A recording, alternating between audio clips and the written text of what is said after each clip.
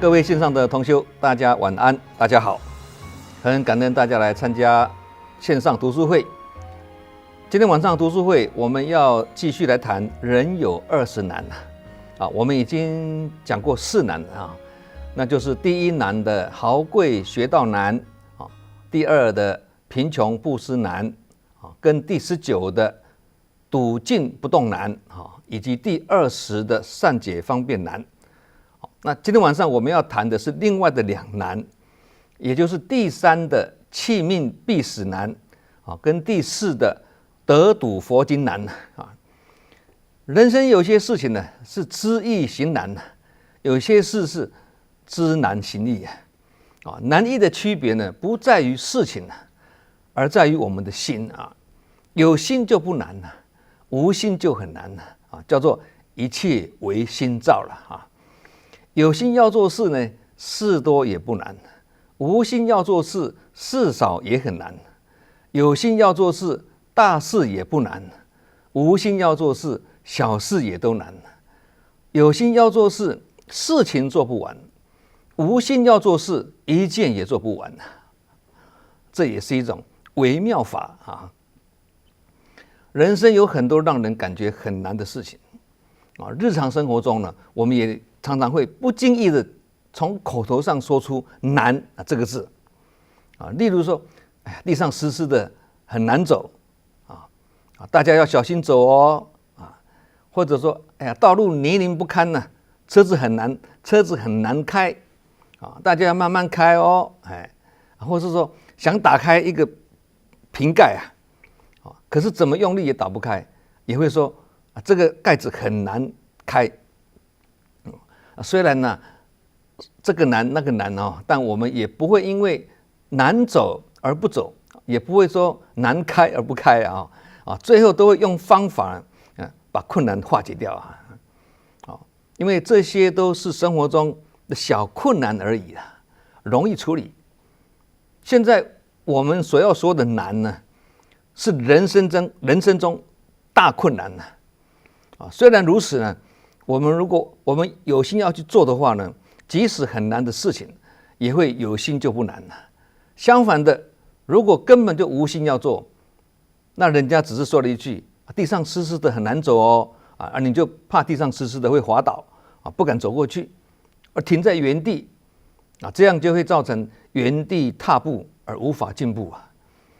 其实呢，只要稍加注意小心的跨步，很容易就走过去了嘛，哪有什么困难呢？所以才说困难是因为心被困，所以很困难所以很难刚刚谈的呢还算是小困难现在来谈大困难我们先来谈什么是弃命必死难简单解释就是要一个人放弃生命，那是非常难的事情因为人最珍贵的就是生命嘛，生命无价那不只是人会贪生怕死连动物也会贪生怕死动物要被屠宰的时候呢，那一种现场肃杀的那种氛围也是会让他们感到害怕也会怕到流眼泪腿发软这种影片我们都看过很多了嘛那不只是人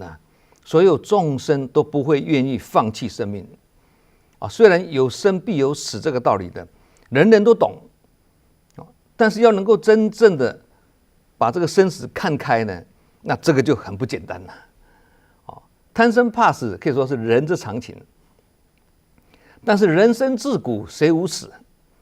不是不怕死就不会死贪生怕死跟不畏生死最后都是免不了一死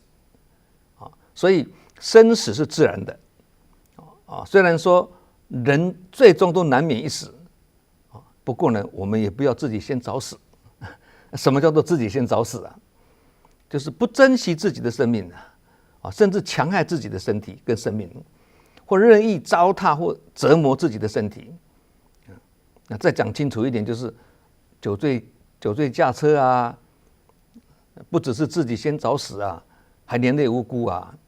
还有高速飙车，又不知道要赶去哪里，结果没有了不起，反而变成起不了，甚至呢命丧黄泉的，这个新闻常常有还有呢，明明知道有胸闷，医生告诉他心血管有阻塞的现象，要装支架，他就是轻忽他，结果在自己身上装了一个不定时炸弹。还有明明知道自己有高血压，他就是没有每天按时服药，结果有一天在活动中突然间昏迷倒地，大家才知道他因为没有按时吃药而出事。还有生活不正常，过着阴阳颠倒、日夜颠倒的不正常的生活，等等，这些都是自己先找死死得很冤枉死有重于泰山，也有轻于鸿毛自己有没有尊重自己的生命呢，也是重要关键之一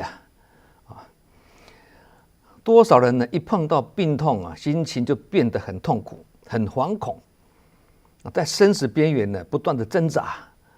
即使医生已经宣布药石亡效他还是无法放下。尤其我们身处凡夫的这个世间呢，会遭遇生离死别的种种的难舍或为情为爱而分离的痛苦实在是苦不堪言一般的人呢，你若问他你在忙什么，他都会说：哎呀，为了生活而忙生就是生活啦，活就是活命人人都很重视也很珍惜自己的生命，要他舍身外的物都已经很不容易了，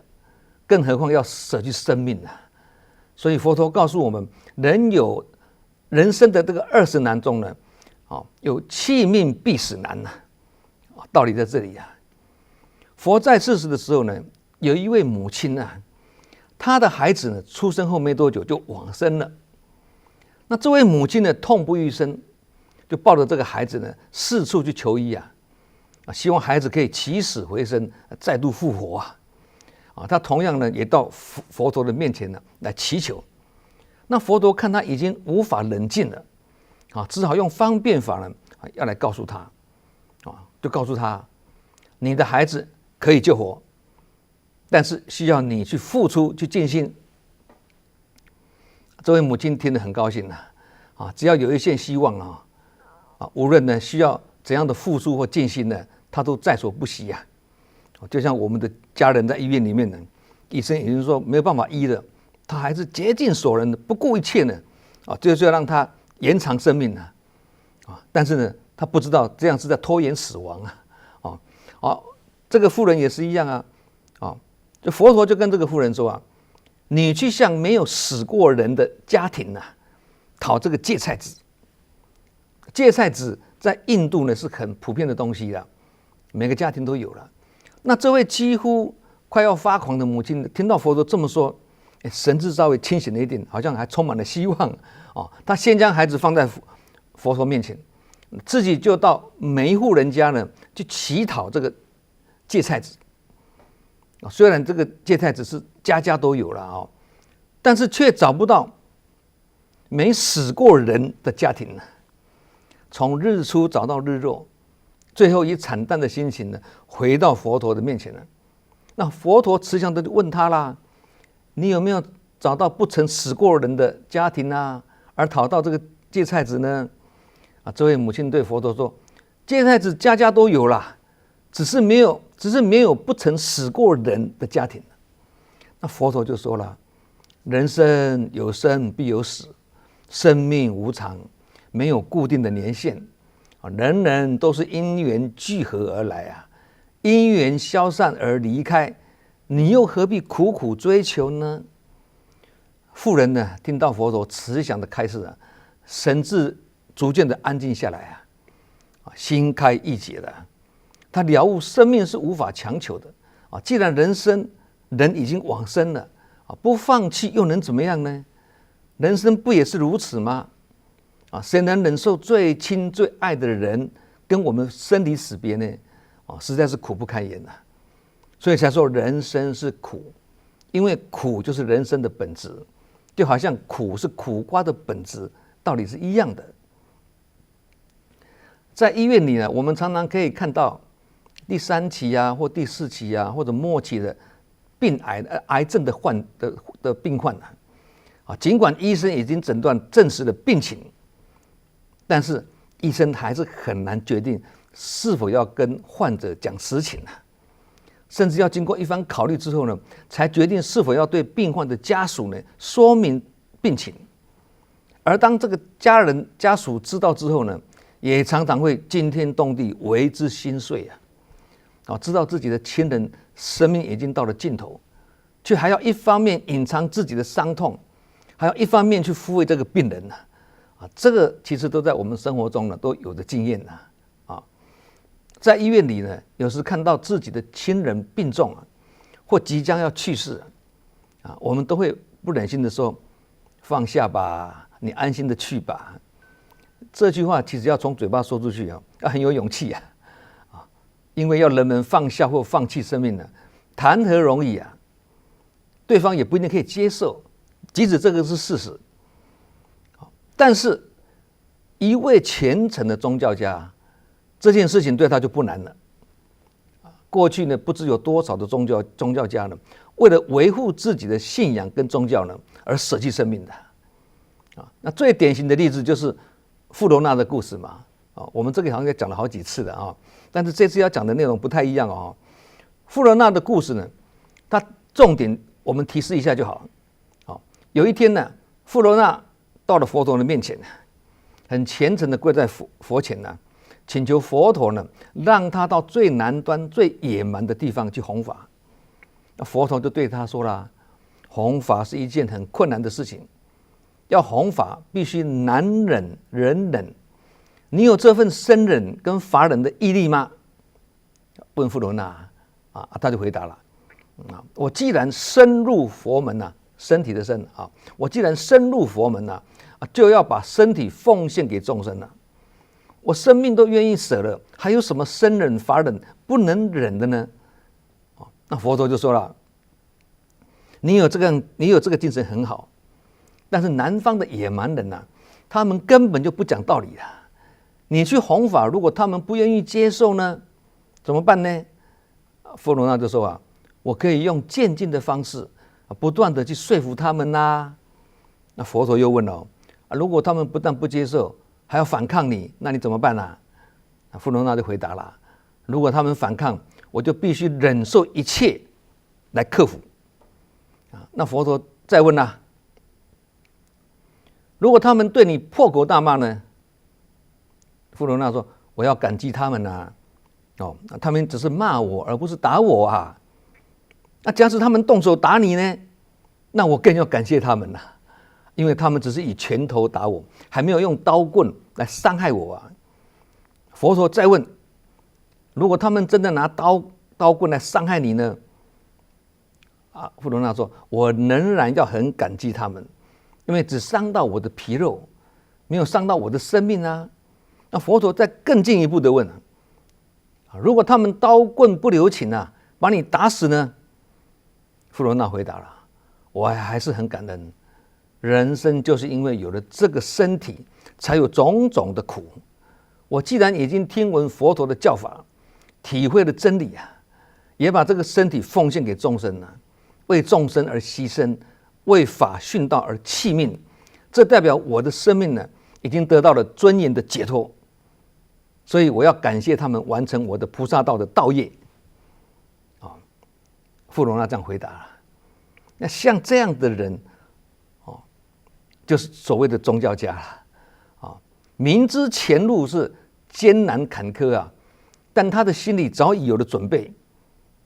不管众生对他是骂还是打呢，他都要心存感恩这个是很不容易的修行为了弘法利生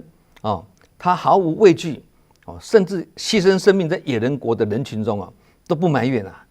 而且感激那些野蛮的众生完成了他自己的悼念所以对这样子的宗教家来讲呢，是弃命必死也不难这个跟我们人有20难不太一样他们不是普通人嘛我们一般凡夫做不到这样子因为他们的生命观非常的超然是视死如归而不怕一切的磨难这些上人常常自己也是这样子说抽骨为笔，用水当墨，皮肉为纸也是这样的境界啊。一般社会大众呢，对财富、名利不厌足的追求，平常看起来好像很见义勇为啊。那一旦社会发生什么问题，他们也很敏感啊，甚至带头起哄、示威抗议啊。但是碰到危险的时候呢，逃之夭夭啦。只有宗教家愿意以使命感跟和平的方式来舍身取义、赴汤蹈火啊，这是真正的超越生命境界的人啊，才能做到这样啊。人生自古谁无死啊？自古以来，没有任何生命能够保住长生不死。医院中癌症末期的病患的眷属，有时候也是很担心病人知道自己的病况，而病人本身呢，即使心里有数，也是难以启齿，不敢去提他，故意逃避，无论如何还是难免一死啊。不过不是所有的临终病人都这样子的啊，我们有当医院职工就知道了嘛，有些真的是可以做到心不贪恋，意不颠倒。这个就要生前的有修炼了，才有办法潇洒跟勇敢的面对了。也是有这样子的人，不是没有啊。那既然生命都有尽头，我们就要在这个生命的过程当中呢，好好发挥自己的功能跟良能啊。要这样，就必须先建立自己的生命价值观。虽然佛陀说弃命必死难呢，但我们可以善用这段生命过程中的功能呢，来为众生跟人群的付出啊，这就是生命价值所在啊，叫做难能可贵啦啊。好，我们接下来要谈人有二次难的第四难，得睹佛经难呢。什么意思啊？简单讲就是能看到佛经很难，就这么简单。不过简短的解释不够到位哦，刚刚这个解释不够到位，要把它广义解释才会到位了啊。就是什么佛法难闻，明思难遇，菩萨道难行啊，这样解释的就比较到位了。那有些人会说啊，看到佛经有什么难呢？经常看到很多热心人士注印佛经啊，经书已经这么多啦，都已经造成存放的困扰啦，怎么会困难呢？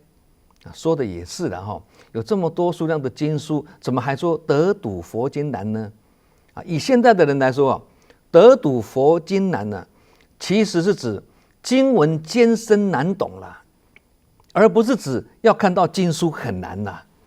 这个要理清楚。一般人呢，包括有在学佛也是一样，想要深入去看佛经的并且想要完全去体会贯通的，这个不是一件简单的事情。因为现代的人呢，对文学或文言文呢，越少接触呢，就越会轻忽。已经看习惯了白话文嘛，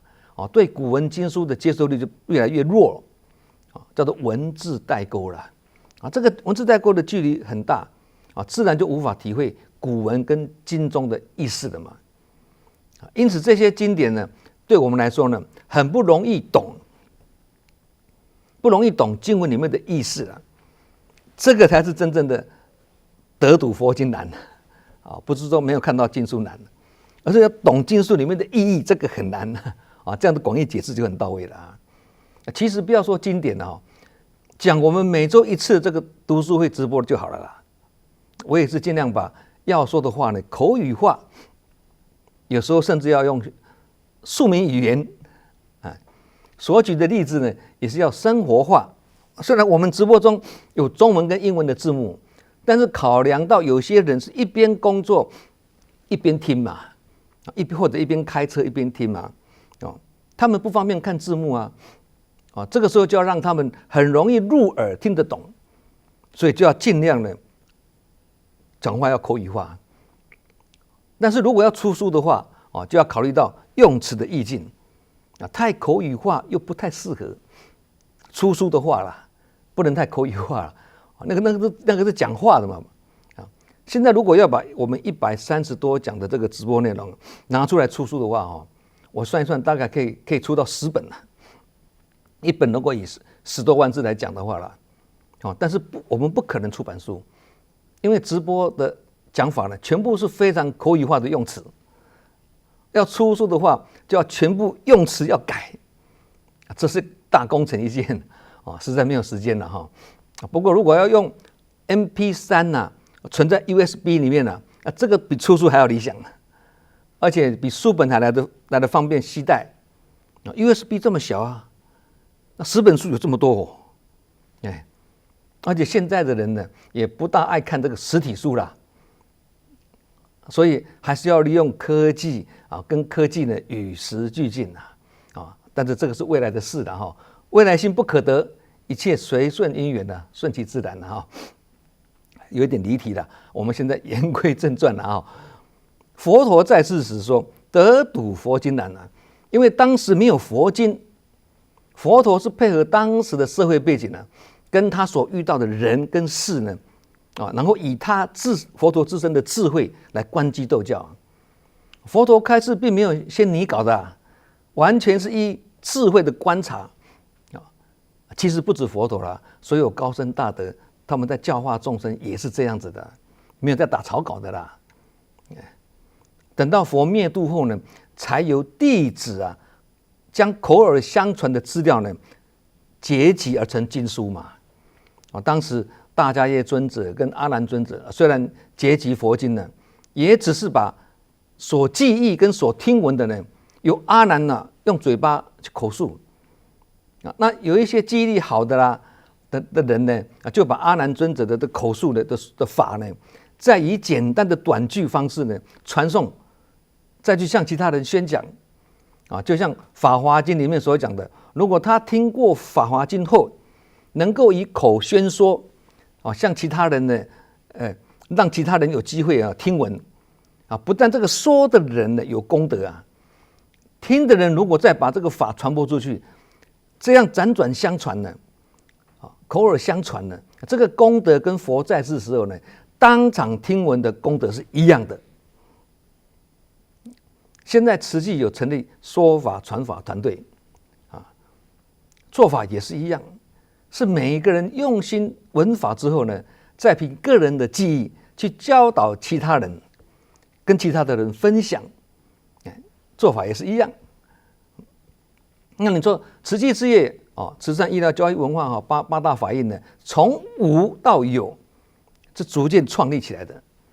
在还没有创立这个建立这个慈济之前呢，根本就没有一本慈济的范本，只是凭着证严上人的理想辛苦的把它一一建立起来各项志业的等到这些志业建立起来之后呢，大家来看来听再把那一份的见闻心得呢，一一呢口耳相传出去，让其他的人也觉得听得很欢喜做得很欢喜，因此大家的同心摄受在一起共同成就的慈济之业嘛。所以慈济之业是从无到有，那佛经的结集也是从无到有佛灭度后呢，佛法只有靠口头的传颂直到后来呢，才以梵文的这个记录于贝叶上面但也是非常简单的记录啦可见佛说得睹佛经难真的是很难。而难的原因呢有2个第一，佛灭度后100年中间呢，根本就没有佛经可以看第二个，口耳相传的经文呢，是不是100%的正确呢？这个也是很难说。以证严上人为例上人用台语开示嘛，我们用文字把它记录下来，也无法100%一字不漏的写下来因为讲的是方言台语，而记的是文字。我们这个直播也是一样直播是讲话出书是文字即使把直播内容一字不漏的拿出来出书刚刚已经讲了嘛，也不是很妥当，讲的跟写的文字可能会不一样更何况呢，佛经留下来的时间已经这么久了，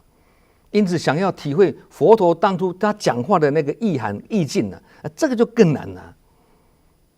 这样子的分析是很有道理的台湾的佛教非常的兴盛，佛经的数量也是非常的丰富，但其他的地方不一定看得到啊，那是台湾啊，就好像以前呢，我们在新加坡、马来西亚的慈济文物呢，都是由台湾寄过去的，其他国家也是一样嘛，他们那边的慈济刊物都从台湾运过去的，但是运过去的数量还是有限，因为难得啊，所以大家都很珍惜嘛。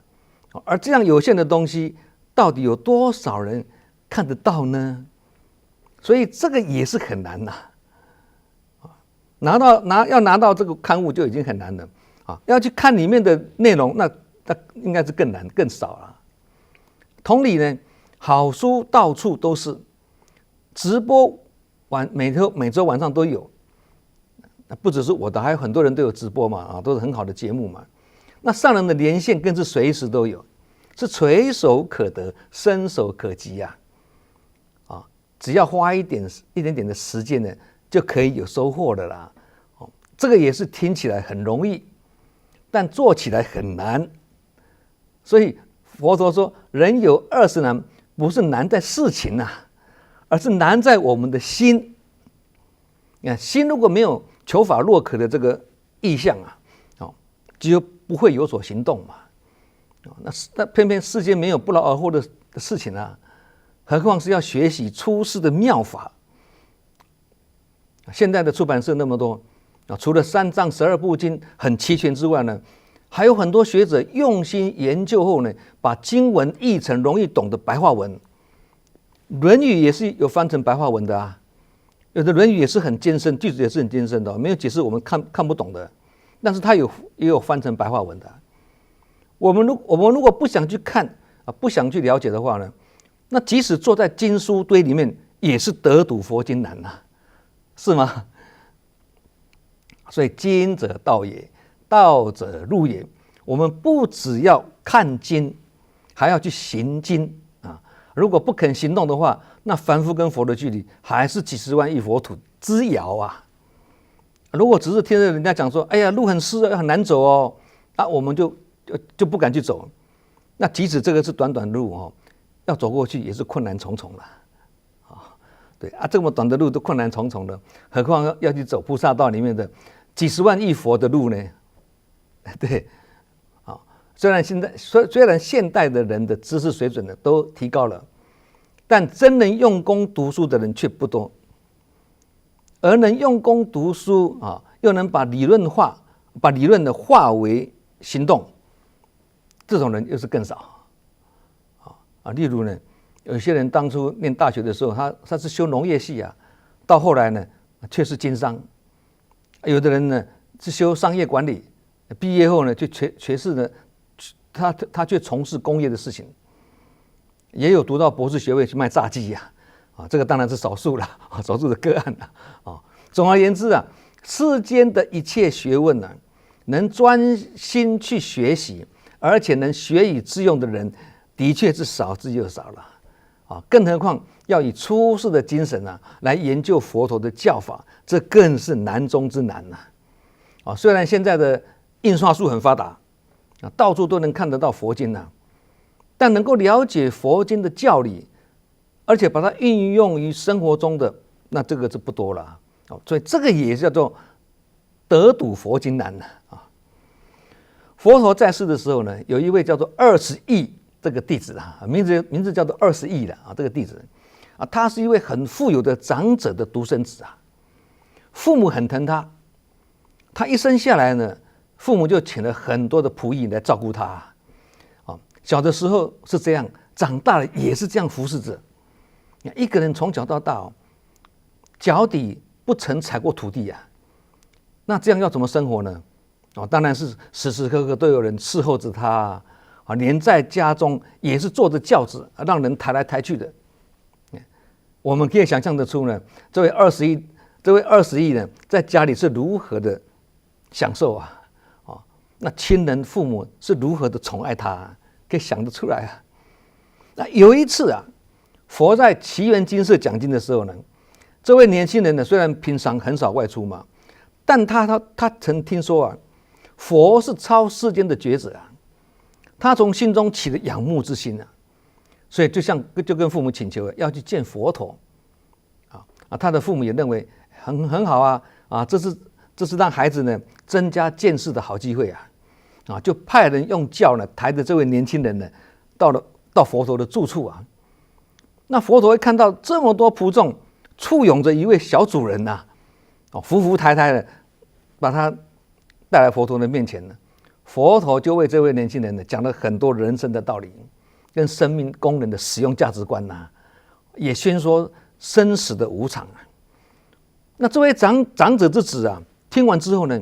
他深深的觉得自己从出世到今天的生命呢，根本就不曾经发挥过功能呐，心里非常恐惧，好像废人一样啊，对，觉得自己的生活根本就是跟社会人群就脱节的啊，他就请求佛陀让他皈依啊，甚至呢求佛陀呢度他出家。但是呢，佛陀提醒他说出家必须跟大众过着六合敬的团体生活哦，要能跟大家和睦相处才行哦。那这位富家子呢，因为出家的心很殷切嘛，他很愿意过这种团体生活，算是还蛮有善根的了。于是呢，他勇敢的站立起来，跨出他的人生的第一步啊，第一次呢把脚踏在地上啊，迈开脚步走到佛陀的面前皈依顶礼啊，并且对佛陀说啊，他愿意在僧团里付出这20年来呢当中他所没有发挥过的生命的功能，要把它补回来的意思的。他愿意做人家所难做的事，也要修人家难以忍受的苦行，有这个决心的。果然呢，出家之后的这个20亿很勤奋，也很用心。奇缘精舍前后呢，僧团所住的范围，他都很辛勤的去打扫、处理杂物等。有空的时候呢，他就不断的在背诵佛陀的教法